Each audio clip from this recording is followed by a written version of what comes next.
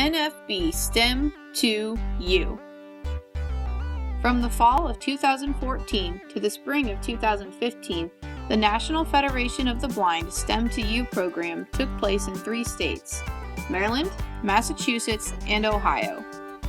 The STEM to You regional programs empowered 30 blind high school students and 60 blind elementary school students to explore and succeed in the science, technology, engineering, and math, or STEM, fields. In November of 2014, the first of these programs took place in Baltimore, Maryland, at the National Federation of the Blind Jernigan Institute and Port Discovery Children's Museum. At the Jernigan Institute, students first learned to solve real-world problems using the engineering process. Then you put another X. That could work. Like that idea? They used common recyclables to create race cars, which they then put on display in a recycled racer rally. It's going! Oh, it's all the way over there. My name is Micah, and we are here at Port Discovery in downtown Baltimore for the National Federation of the Blind STEM to You Baltimore Regional Program. We have lots of exciting things planned at the museum, and the kids are already inside, so let's go see what they're up to. At Port Discovery, students engaged in many STEM fields, including nanoscience, electrical engineering, mechanical engineering, and physics. In addition, participants developed their alternative skills of blindness by independently exploring the museum and discussing ways in which the exhibits could be more accessible to them. Hi, my name is Nora Moynihan. I'm the Director of Education and Community Enrichment for Port Discovery, the Children's Museum in Baltimore, and this is... I'm Sarah Zimmerman, the STEM and Education Specialist for the museum. We didn't design these programs for blind kids. We took the programs that we already had designed for our after-school programs, our school group programs. We modified them for the format that the camp was going to take, how much time I had and where it was going to be. And we just ran through the activities with Natalie, and she's like, yep, this is good, no, this isn't, make this small change. And it was really easy and simple, and I was surprised because I wasn't sure which activities would be appropriate, and pretty much all of them were appropriate, and we were able to keep them with a couple of small modifications. And it was surprising to me, I guess, that I didn't have to do anything drastically different. Hi, I'm Natalie Shaheen, Director of Education for the National Federation of the Blind. I'm Ashley Ritter. I'm from Indiana. I'm a 6th grade teacher. I've been working with the program as a teacher. I'm Micah Ball. I'm also from Indiana. I've worked on the program as part of an internship for my graduate work. Port Discovery was the first museum that we collaborated with since Baltimore was our first regional program. And it was nice because we already had relationships with the educators there, but even in working with them, this was their first time in a real big way working with blind students and having to be responsible for some instruction in that way. And the educators there weren't sure how much we would have to modify in terms of curricular materials and instructional techniques to make the activities work for our kids. And they were really surprised to learn that some of the activities that we did, many of them, the modifications were very small. In March of 2015, another group of 10 high school and 20 elementary school students took part in the NFB STEM to You Boston program. This time, students spent 2 days at the Boston Museum of Science. Hey guys, it's Ashley Ritter. I'm here at the National Federation of the Blind STEM to You in Boston. The kids have been doing a lot of exciting engineering and a lot of exciting stuff this weekend. Let's go see what they're up to. They too learned the engineering design process and demonstrated their knowledge and skills in their own racer rally. Students built their own bobsleds, experienced a hands-on electricity show, and even extracted DNA from a banana. My name is Daniel Davis, and I am Program Manager for Live Presentations here at the Museum of Science. I've learned about the virtuous cycle between relationship and accessibility. It's hard to know what barriers there are to accessibility if you don't have a relationship, and that relationship can inform better practices for improving that accessibility. I think the key to improving the ascent in that upward spiral has been training, and with that training has been increased awareness that's allowed us to further improve our best practices, and then getting partner feedback from our NFB affiliates has helped add to the feedback for that.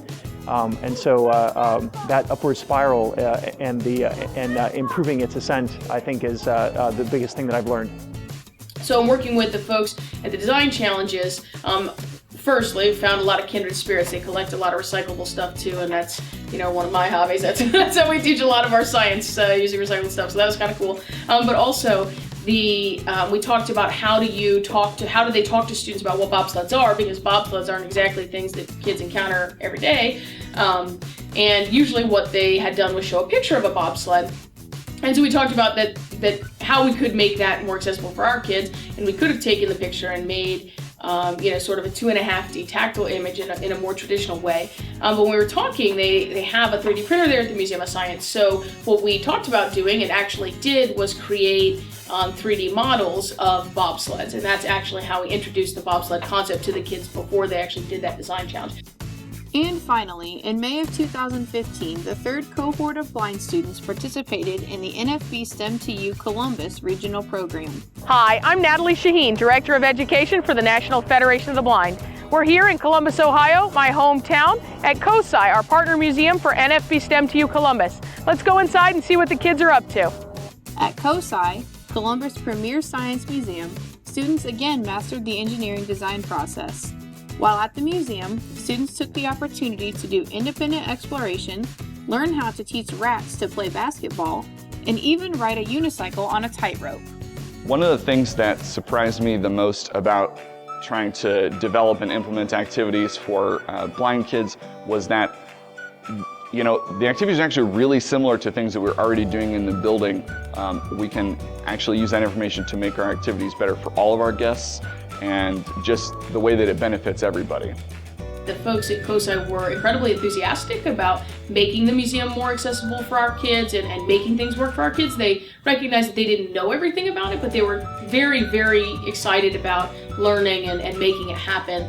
We actually, our main contact there at COSI, his wife actually works at the School for the Blind, and there are actually students from the School for the Blind there in Columbus who also do some kind of internship work there at COSI too. So it wasn't their first time interacting with blind folks, which was also really cool.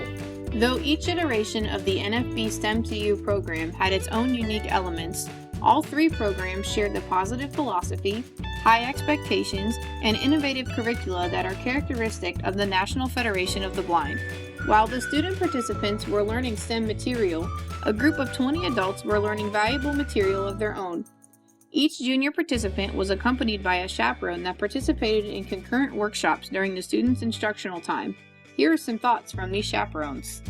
One parent said the program challenged her son's comfort zone while allowing him to be well taken care of. Another parent said of her son, he wants to be more independent at home, and that speaks volumes to me. For each regional program, 10 high school students, known as apprentices, were selected and trained to act as mentors for the 20 elementary age students, who were referred to as juniors. The apprentices participated in an intense leadership academy during September of 2014. The apprentices needed a little bit of guidance, and so we brought them to Baltimore to the NFB National Center and just did a weekend of kind of like training, or a little bit of kind of get to know you, and here's what we expect of you, and here's what we want you to get out of it, and things like that. Spent the weekend with a lot of kind of networking activities, getting to know you activities, but as well as kind of empowering them as mentors and making sure they knew that they were capable and that they had the skills that they needed to do a really good job with our juniors. The students were exposed to several mentoring styles, the 5 elements of a successful blind person, and hands-on practical techniques to teach STEM-related activities to the juniors. Each cohort of apprentices then participated in an extensive 6-week distance learning and collaboration course just before their respective regional programs. Apprentices were responsible for planning and facilitating at least one session at their regional program. They got on the phone together once a week and we reviewed some of the things that we did in the Leadership Academy. We talked about what kind of mentors they wanted to be, because we felt like it was really important for the students to decide what sorts of mentors they wanted to be. We didn't want to tell them what kind of mentors to be. We wanted them to be able to take some ownership of that. So we facilitated those sorts of discussions, and then we got into talking about the component of the program that they would plan. So each of the groups of high school students planned the very first activity that would happen at the at the regional programs, the Thursday night social activity, team building activity. And so they worked together to plan that. We talked about ways to make the activities that they thought about accessible for younger students, which activities would be good for a group of younger students, how they as high school students and mentors would facilitate the activities. So they talked about a lot of those things. But perhaps the most powerful experience for the apprentices was their nightly reflection time. At this point, students shared their successes, failures, and insights on mentoring and leadership.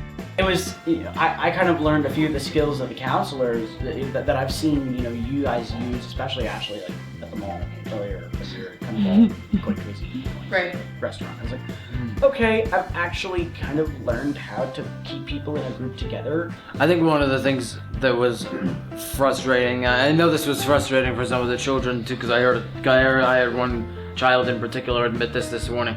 They were not used to walking with outside a guide in an unfamiliar area, and I know that from experience. Many of those children in an unfamiliar area. They're probably used to sighted guide, and I think that took them out of their comfort zone a bit. The NFB STEM to You Baltimore, Boston, and Columbus regional programs are the first 3 of 6 such programs that will take place across the country from now until the spring of 2016. During the 2015-2016 school year, NFB STEM to You will come to Minneapolis, Phoenix, and San Francisco. To learn more about the upcoming regional programs, please visit www.blindscience.org. The National Federation of the Blind STEM to You program is the latest National Center for Blind Youth in Science initiative. This program was developed and facilitated by the National Federation of the Blind in collaboration with Port Discovery Children's Museum, the Boston Museum of Science, and the Center of Science and Industry, COSI. This material is based upon work supported by the National Science Foundation under grant number 1322855. Any opinions, findings, or conclusions or recommendations expressed in this material are those of the authors and do not necessarily reflect the views of the National Science Foundation.